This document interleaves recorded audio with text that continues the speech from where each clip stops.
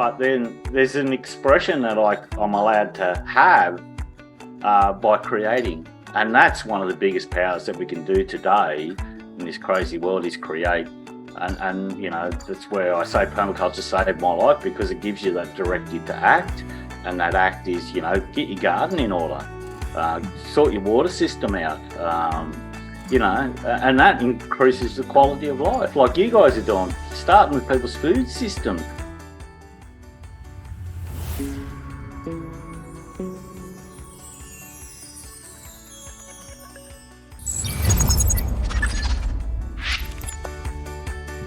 Welcome to Grow Your Grass Off, new episode with Dave Spicer. Dave Spicer is from Australia. He is a friend of Greg Nibbs. We just interviewed Greg, and he is one of the permaculture pillars, I would say. And he's an earth surgeon. There's so much we could say, but thank you for joining us today, Dave. Welcome. Thank you, Brandon. Pleasure to be here. As I was saying before, I'm a bit nervous, but it should be right. Look, about the pillar thing, you know, I found what I wanted to do, and was very, you could say, luck or synchronicity, whichever way you want to go. But I suppose I say I lived the dream, you know, and permaculture for me really saved my life, I could say, because it gives you that directive to act. And, you know, then small steps in the garden can make the bigger problems of the world sort of dissolve somewhat. Anyway, that's me. And so you're moving to Tasmania, right?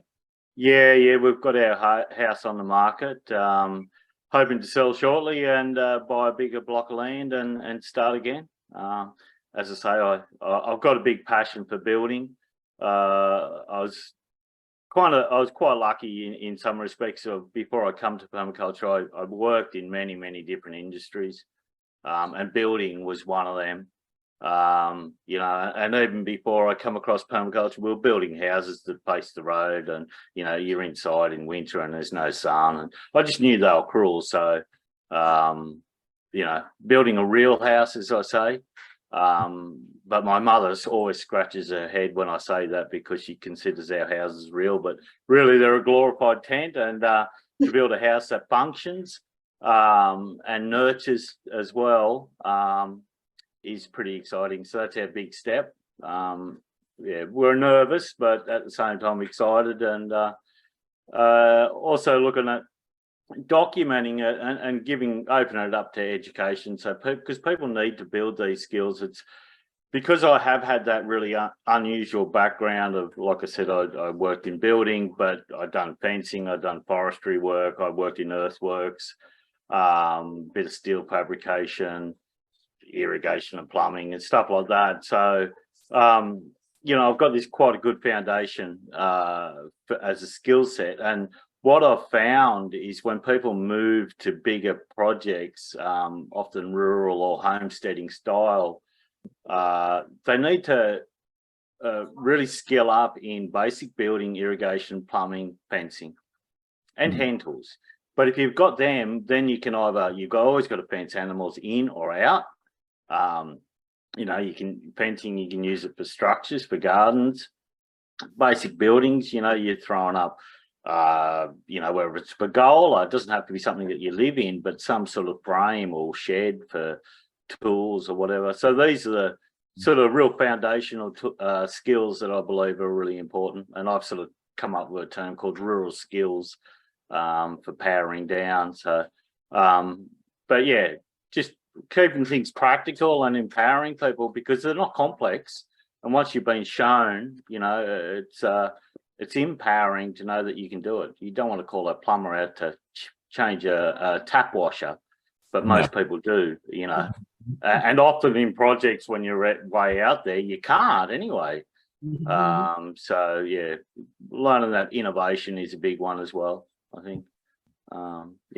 Yeah, we can definitely relate to that, Dave. I think we're all kind of DIY people. We get out there and get our hands dirty, get the, you know, all the good stuff that involved. You got to get in there, and sometimes you learn by just doing it, right? And your website, Doc Spice, permaculture is, that's one of the biggest things I've seen looking at that site, is just that you've got that ability to basically take the homesteader, right, and show them some of those skills and things that they need to wrap their head around their personal project, really, right? I mean, that's what you're going for. Yeah, no, absolutely. I primarily focus on that homesteading. I have worked on properties as big as 2,500 acres. It was a HM grazing place, but still, getting that water access structure position in place really helps people. And that's what I really focus on. I've got a few designs in front of me at the moment, and they're online designs, which is great for me because I don't have to travel, and even better for the client because I don't have to pay for my travel. But it's a basic mainframe, and it's applying, permaculture is about patterning, and that concept really threw my head out for many, many years. How do I bring in these bloody patterns? I can understand wind and the Ekman spiral and stuff like that, but the overall pattern, how do I apply it? And really, in the end, after a number of years doing what I do, is I come up with, well, all I'm doing is observing a set of patterns, landforms and erosion patterns, all that, and applying another set of patterns on top of that really harmonise the site, give you good access. It's one of the things I've found is, particularly on these larger sites, if we don't have good access, we don't interact. And that's where I've really, I've sort of morphed into my earthworks form, you could say, because I've gone from the classic swale approach to a much more diverse and broad application of different sets of earthworks, because I've found, laying things out on more of a terraced form gives you good access. It still has a relationship to water. You can still manage it, but it gives us access, particularly through that mid slope of the property. Then it's easy. You've got access. You can also move livestock, or you can bring in resources or take resources out. So let's talk about that, Dave, because I think maybe it would help illuminate it for all of us. When you say mainframe design, take us through those building blocks and kind of the basic steps. Yep. Okay. Well, look, mainframe design, really what I'm looking at, first priority is water.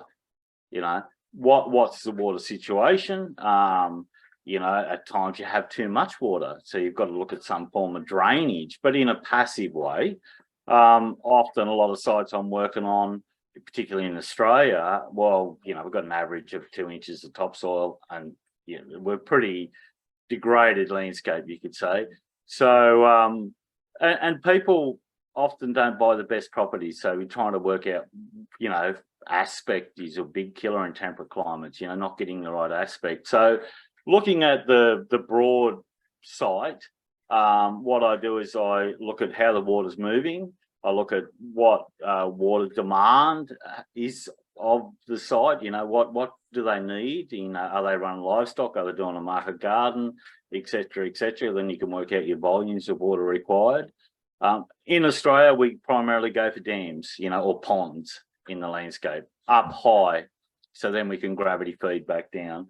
So I'm sort of looking at that broader landscape. I'm starting in that mid slope. I do some work right up the top, but through that mid slope, I'm looking for water storages, and then with that water storage, I want to connect some access through it. Okay, and then you go water, and then you put your access on top of that, so it doesn't conflict with water, because if it conflicts with the water movement, that's a whole host of problems, and it's a never-ending problem. It costs people a lot of money to do driveway repairs because they haven't managed the water initially.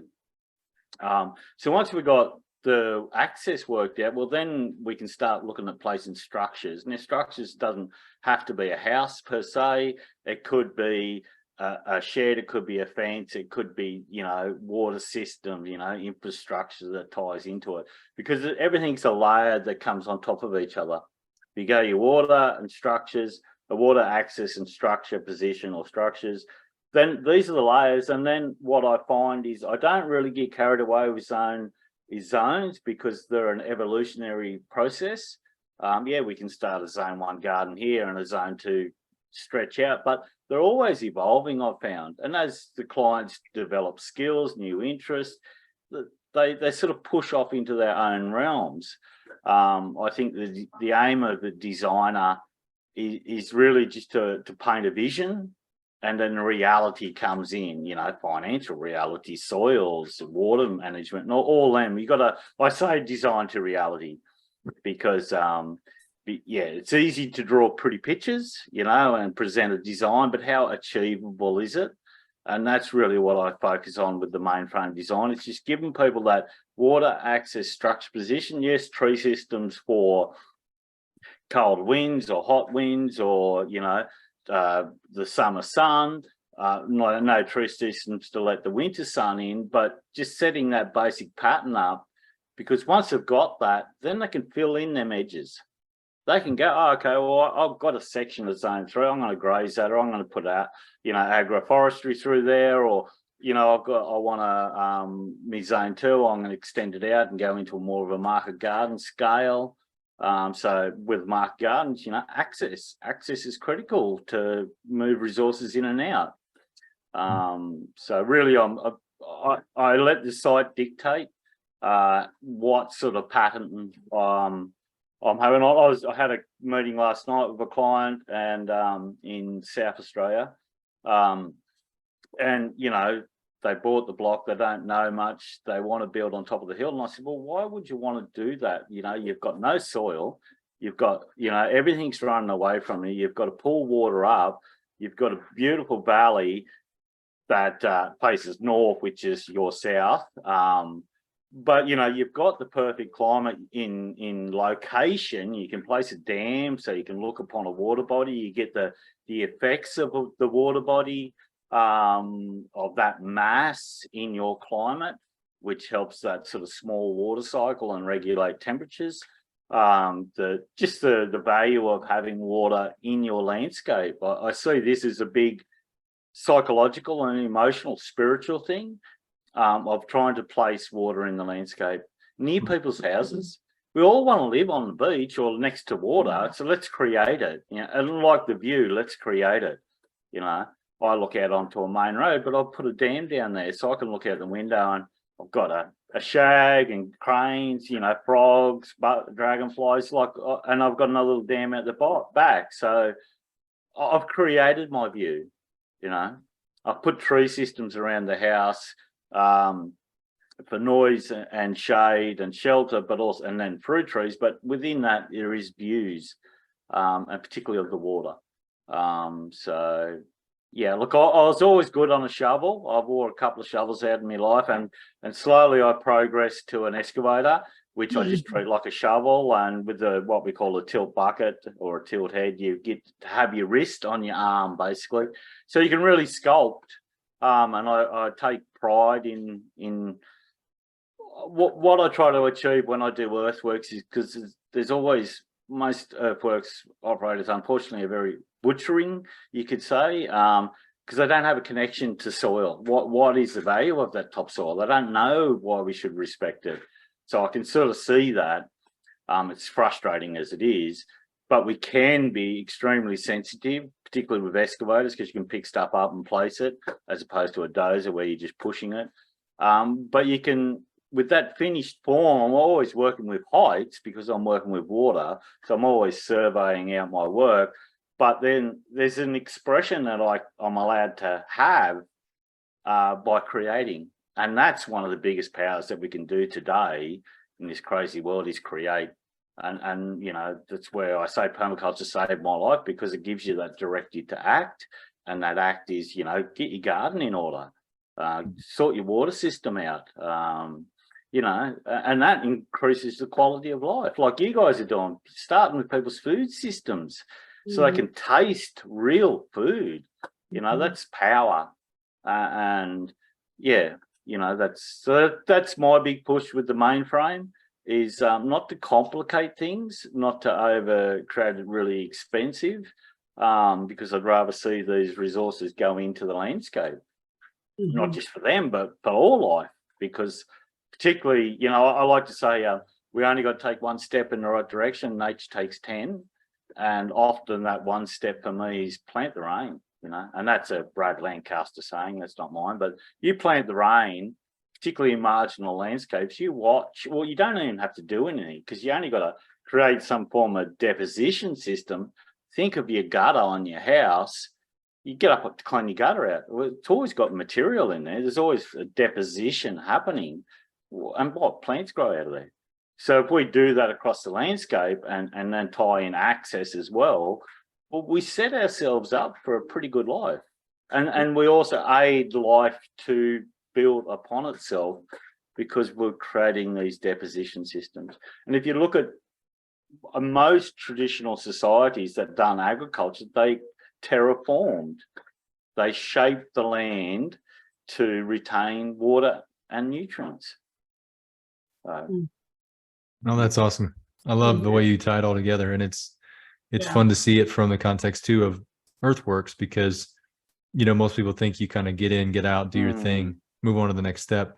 But the way you've approached it to me is totally a permaculture way, and I think it's fun that you've got a mixture of skills, you know, and I think that's probably quintessential to permaculture too, is that you're going across different industries and different skill sets to achieve something that's more holistic. And so to me, it's just amazing that you've been able to kind of learn this stuff and get behind the machine and then have it be an extension of that. So to me, it's beautiful. What other questions do you guys have, Ian, Lana? I just love that it's kind of like you're an artist, like you said, you know, you're creating that space as a piece of art, you know, and I think that really resonates with me, just how you're setting it up for us to help people grow food. You know, water is the most important, which is what we try to tell people. Yeah, so Lana's got an art background, Ian as well. Ian's a musician. So I think it's fun to see how that stuff plays out too, because it's not just, you know, get into the analytics of permaculture, which is, like you said, you can get into that paralysis analysis, you know, mindset of, okay, you know, do the design, everything's supposed to compute. And then you get out there and you start working and you realize that there's so many variables, you know, and just reading the land, reading the terrain and being able to sort of intuitively guide the process. You know, to me, it's until you do that, I guess you just don't understand, you know, what that's like. No, and there's a certain level of, you know, whether it's ego or attachment to a design, because you spend so much intense energy designing and envisioning a future. When you hit the ground and you start setting it out, it's hard to give it up. You know, well, it is, because you've created this beautiful textured landscape and that's your vision. But, you know, Bill said, let your site demonstrate its evolution. You know, plant 100 species in your zone 1, zone 2, and let your site demonstrate it. What works best, because what species works best there, you take out to the broadacre where you don't have energy. You don't have as much time because it's a bigger space. So you need trees that are going to, you know, go bang and take off. Mark Shepard systems, you know, stun, simply totally utter neglect. So, you know, you plant them and off they go. So, like, you've got to do this experimentation. And it's like placing a garden. I mean, you guys know because you're in installing garden, but I don't know how many consultancies I've done where the garden's up the back around the corner. You know, like, why can't you place it where you engage in it? I mean, I look at my kitchen window, I see my garden. You know, I can have a night light on it, not, you know, outside, and I can go out and pick in winter. So, but that connection and reward that informs me of what, you know, to plant and what's doing well, because we're interacting with it, you know. And I think, like, look, like I say, I've been lucky with skill development, but permaculture's ultimate strength is the marriage between the disciplines. You know, it's about being a generalist. It's marrying architecture and biology or geology. It's marrying all these elements together. That's its real strength.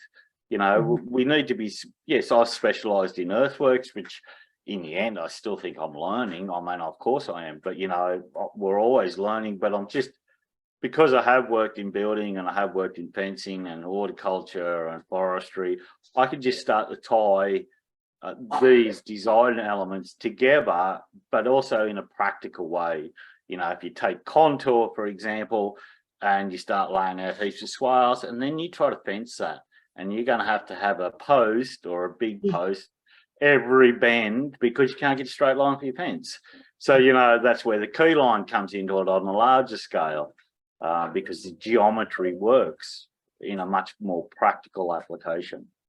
I learned an Arabic saying a few years ago, or an Arabic friend told me, he said, when you're 20, find a good teacher. When you're 30, find out what you're good at. When you're 40, perfect it. And when you're 50, teach it. So I really feel like I'm over 50 now. And I really want to jump into that more teaching realm, because I think, you know, teaching from experience is just the only way I can go. But what the world needs is, you know, practicalities, really just little powerful steps to get them going. And once people are rolling, you know, we've sort of got to break this. Well, a lot of it comes back to that paralysis by analysis, you know, looking at your land and go, oh my God, where do I start? You know, but if you come back to that water access structure, even on a small urban site, because you've still got, where's the water going? You know, you can't conflict with it. You need to incorporate it and enhance landscapes, because that's what we can do when we work with water. And then you got your access, and then your structure positions, and, you know, your other layers on top of that. It really simplifies things. Yeah. Let's talk about you know, you've got this ability to build and look at it through that lens too. That seems to be something that you've you know, delved into. Can you talk about the sort of the regenerative side of, you know, maybe it's rehabbing a house or updates? Yeah. You know, can you talk about how, you know, you're passionate around that and kind of what things you're looking at? Definitely. I see a huge, and I mean huge, opportunity in what I'm terming ecological retrofits of houses, because most houses are totally dysfunctional. Now, our house, we actually, the kitchen was on the western side, southwest, so your northwest side, so hot sun, no sun in winter. So we actually flipped it totally over, took our walls on the sun side. So we opened it up, created an open planned living, put in doors where they needed to be so we can access the garden, put in pergolas around the north and the northwest side. It had a veranda on the east side, or porch, and tree systems around it so we don't get that long hot afternoon sun, but yet we still allow the winter sun in. Put in water, you know, by a couple of dams that give us water security, but also give us a view. It moderated the local climate. We don't get near as heavy frost as we did before, because we have that thermal mass, or multiple of. I put in probably the best thing I've done with this house is put in a mass heater. So it was a rocket stove mass heater, and then I improvised and used our old wood fire to create a version of the batch box mass heater, and that has totally transformed how this house performs in winter. Instead of doing that in temperature, it's a constant temperature. It does drop a little bit, but, you know, we're in what's a fibro box, you could say. So it's a hardy board or something you would maybe call it over there. But look, there's a lot of new products coming out. Aircrete is very interesting for doing infill. Most people know about the hemp. There's a new product that I'm just been involved in and I'm trying next week. It's called Claycrete. Now it's product developed in Australia. It's just a chemical reaction, and you can use it to put on roads, farm roads with a certain clay content, and it sets like concrete. You can also use it on dams for sealing. But now they're actually looking at using it in northern Queensland to do. They were doing aircrete domes, but now they're going to look at doing the clay, instead of replacing the concrete with the claycrete and using clay. So I see a huge opportunity in setting up industries or hubs for people to come into someone's house, tell them, you know, or advise them, you know, to open their house up so we get better airflow, you know, decrease the mold issues and all this sort of sick house scenario that we have, put shade around it or let the sun in winter. You know, like it's a huge opportunity, and it's also a huge need. It could save people a lot of money. We rarely use an air conditioner in this house. We have one, but, you know, we might turn it on when it's 40 degrees for a couple of hours in the afternoon because we've got shade around the house. You know, our grapevines, we've got 3 grapevines out here, and basically they just create a big blanket of shade. Why wouldn't you? You step out the door and we can eat grapes for sort of 4 months of the year. Like, why wouldn't you do it? Yeah. You know, and like when I first started, I actually put just a couple of lines of pallets up with some post steel pickets and a bit of netting, like fencing wire from the top of the pallet to the eave, and I grew pumpkins up there. And that, like, so what, 3 months you've got a blanket of shade. Yeah. Why I planted the grape cuttings? So, you know, I knew they were going to take a few years to grow. So I just niche in time and space. You know, and it worked a treat. It might not look so good, but it worked a treat. You know, it worked a treat. You know? So there's lots of things. This is where these sort of basic skills are really empowering, because if people can pick up a few tools and a few skill sets, they can really change how they live. And that transforms how they think, because they've got power. You know, they can step out and get some real food. And that even gives them more power because you've got a bit of nutrient density and vitality in it. Yeah, so I've put up a new page on my website called Ecological Retrofit, because it is a big need. No one's really talking about it. I know David's done his retrofit suburbia and there's a bit on it, but I think there's a big opportunity for just tweaking people's houses, because I see a big block. If people, when they're in their kitchen, if they don't have easy access to their garden, they don't go there. It has to be a dedicated trip to go there.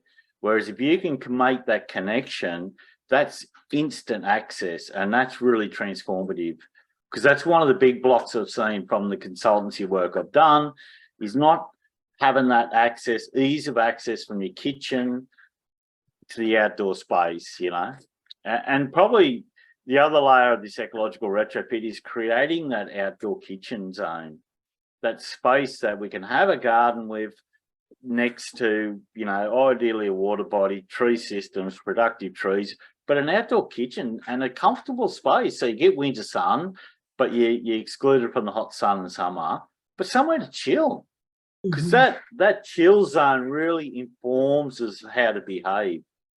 When we sit there and we can watch life come in its dance, we learn.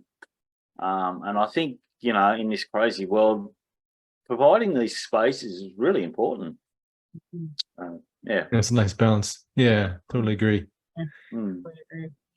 I was curious, can you tell us just a little bit about your background in terms of your education and kind of where you've built a lot of these skills, just so we kind of have an idea of that? Yeah.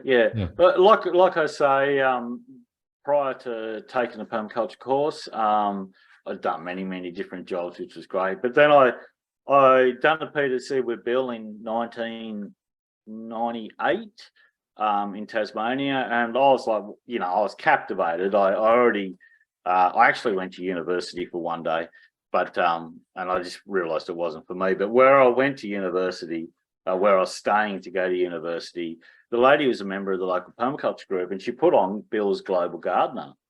And I was just captivated by this old rough guy, speaking truth. But he had these hands that I knew actually had worked. So I was really, because I come from that, blue collar background, work ethic was really important to me. But he had the brain, and I was just like, wow. And I already worked in all these industries that, take forestry, for example. The butchery that goes on in most forest systems is a crime. I took this course, and I said to Lisa, Bill's wife, I said, well, this is all great. Where can I go to get some practical experience? And Lisa pointed me to Geoff Lawton, who was then at the time running Tagari Farm in northern New South Wales. And that's where I went, and I volunteered there I was there for 12 months, and then Zaytuna Farm, 6 months at the start of that. I was farm manager there after a few months, only because of my skill set. And it was quite a shock for me, actually. When I went there, there's all these really well-informed people, but the lack of skill was quite shocking. And I thought that was normal. I thought my skill set was sort of normal. I'm not putting myself up there. It's just the experience I had. I grew up, my father worked in the forest a lot of the time when I was really young, cutting, distilling eucalyptus oil. So part of my job when I was a kid was dragging out the heads of the trees. So, I'd done the school of hard knocks in work-wise. I was there, and it was great. Like, I already worked in earthworks, so I understood machines. I still didn't understand the concept. And it wasn't until we had a 300 mil rain event that I seen all this intricate earthworks work, because I seen water pick up from one watershed and bring it around into one dam, and that dam filled up, and that water come back and overflowed back in that watershed and went around. And I just really concreted the concept. So really become more fascinated with the earthworks side of things. And as I said, I was pretty handy on a shovel. And by that time I'd had, I could operate tractors and, forklifts and loaders and a bit of stuff like that, but been on a dozer a little bit, but in more butchery work. And then, so that was really good, and it really gave me a foundation. Hanging out with Geoff was a great mentoring relationship, you could say, for a number of years. Then I got married with my ex-partner and had kids. We had a little farm, a homestead there. And for a period there, I got into, I bought a portable sawmill. So I actually got into forestry and stuff like that, but in a more sensitive way. And, that's a bit of a passion of mine as well, is, these portable sawmills, which are a fantastic resource. Well, Bill said every Australian or everyone needs to be a logger and a greenie, because we all live in timber houses. So we can be really beneficial to a forest done in the right way, or we can just run a machine in and just butcher it and not care. So I got into that, and then really I sort of kept getting drawn back to the earthwork side of things. Like I said, I was really good on a shovel. My father was a very good dozer operator, even though he couldn't really think in a sensitive way. He had the skill set of being a good operator. And then back in 2007, I was invited down to teach a practical training camp with Bill and Geoff in Tasmania. And from there, I ended up going back and forth to Bill and Lisa's in Tassie for a while. And Lisa had a little 3-ton excavator, and I got thrown on it. And you can say the rest of the story's there. Like, from there, I've done a big project in Wadair in Northern Territory, and we couldn't get an operator. The hire company, or the company who was contracted to do the work, they were pretty rough, and we ended up getting an excavator in, and I done it. And it just went from there. It's a bit strange. I never thought I'd be flying around the world paid to sit my ass on an excavator basically and have a brain though too, and that the artistic approach, you know. Yeah. I had to sort of pinch myself. I'm glad I've slowed up now. I mean, but yeah, it was good for the ego, but now my ego doesn't want it. So yeah, look, you know, we can be extremely transformative with machinery. Let's use it. Let's use the fossil fuel resource to really set the stage for productivity and enhance people's lives. That's the thing. Like we can, you know, you place water in the landscape or give people better access, or, you know, like it really is transformative. And now a lot of it, I think I want to just transfer the skill set. Because I think there's a big need. Yes, we can have operators, that's great, but if they can't think with a design mind, well, then you have to pay a consultant. You know, like I went to New Caledonia. I've been there 4 times, and I've been very lucky. I went to Morocco 4 times, but anyway, I went to New Caledonia, and there were some earthworks contractors there, and they were really, you know, pretty snobby about that. Like, oh, here's this bastard coming to give us consultants, you know, like they thought I was going to sit on a chair and just tell them what to do. And as soon as I jumped on the machine, their attitude totally changed. I was one of them, see, and they listened. And I found that's really powerful. Like in Morocco, you know, I can jump on a machine and show the operator, and then there's a respect. I command the respect. I profess to know, because I can demonstrate that I can do it. And that's, you know, when I never read a book till I was about 23, and I started reading, I had to have a dictionary. And I read the word educate, and the word educate in Latin means to lead out. And if you're an educator, you need to demonstrate the way. And I think that is extremely powerful, because talk all you want, show me what you've done, and I'll listen to you. You know, show me the evidence. You know, that's all we have to do is demonstrate. And I think that's very powerful. Yeah. Demonstration, and also empowering people to have a go. You know, I say baby steps, baby mistakes, but have a go. You know, start is the most powerful. Getting that garden close to your house, so you can start expressing yourself, because it's your creation. You know? It's unique. Yeah. Well, yeah, that's a great ending there, I think, unless anybody else has anything else they want to bring in. No. Yeah. Amazing. Yeah, thanks, Dave. Pleasure. Yeah, it's been an amazing journey with you, and just trying to, you know, see through your eyes for a minute, you know, in the way that you can tie it all together. I think it's great, because I haven't heard you explain all those nuances before in that way, and so it's fun to see that's kind of the inner workings of Dave there. It's fun. Crazy world in there, mate. You gotta look at some fun. You're a teacher. You're a teacher. You want to teach, and so yeah. Well, that's what we need. You know, we need to from the kids up. You know,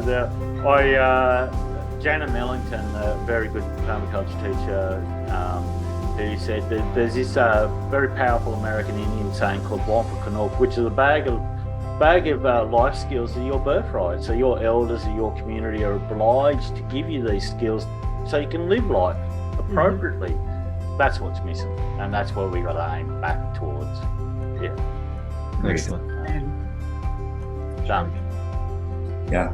Thank you. Pleasure. Yeah. Thank you. No worries, guys.